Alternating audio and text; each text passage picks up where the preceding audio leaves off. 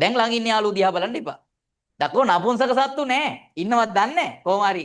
වගේදී ඕකත් වරද්දලා දෙනවා පුතේ සමහරලාවට. ඔහු ගමට ගියාය. මේක වැරදි හරි ගස්සලා ලියන්න කියනවා. ඔහු ගමට ගියාය හරියන්න පුළුවන්. ඔහුව ගමට යන අතරතුරදී දැල්ලන් ඔපරේෂන් එකක් කරන්න වෙනවා හැබැයි. හරිද?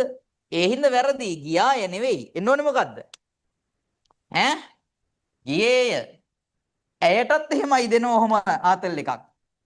ඇය ගමට ගියේය. දැන් සර් ඇයටයි ඔහුටයි විතරද ඕක දෙන්න පුළුවන්. එහෙම එකක් නෑ ඉතින්. පුරුෂ ලිංග තියෙන ඕනෑම එකෙක්ට මෙහෙම වෙන්න පුළුවන්. ස්ත්‍රී ලිංග තියෙන ඕනෑම එකෙක්ට මෙහෙම වෙන්න පුළුවන්. දැන් ළඟ ඉන්න යාළුවෝ දිහා බලන්න එපා. හරිද? මන් දන්නේ හැබැයි එච්චරයි. ඉතින් පුරුෂ ලිංග තියෙන උන්ට ගියේ කියනවා, ස්ත්‍රී ලිංග තියෙන උන්ට ගියාය කියනවා. එතන මැද ඇලයිරේ ඉන්නේ උන්ට මොකක්ද දන්නේ නැහැ කියන්නේ. හරි. මේ ස්ත්‍රී ලිංග පුරුෂ ලිංග වලට අමතරව තියෙන මොන ලිංගද? මා ලිංගද? නැහැ. නපුංසක ලිංගනේ. හරිද? නපුංසක ලිංග වලට පුතේ මිනිස්සු අයිති නෑ. හරිද? සත්තු දෙහනම් අයිති වෙන්නේ.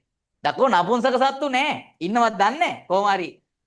එහෙම නෙමෙයි මම කියන්නේ. පුතේ නපුංසක ලිංගය යටතේ කතා කරන්නේ සියලු අප්‍රාණවාචී දේවල්. දැන් මේ බංකුව ගෑනු බංකුවක්ද පිරිමි බංකුවක්ද? දැන් මං ඇල්ලුවාම අල්ලන්න එපා ඔය කිචි කියනවාද මම? එහෙම නෑනේ. දැන් මේ පෑන ගෑනු පෑනක්ද පිරිමි පෑනක්ද? අපි දන්නේ නෑනේ. මේවා පුතේ සියල්ල නපුංසක ලිංගයි. මේවා ඔක්කොම නපුංසක ලිංග. හරි. ගමට ගියා එන්න ඕනේ මෙතන. ඒක රීතිය. තව දෙකයි.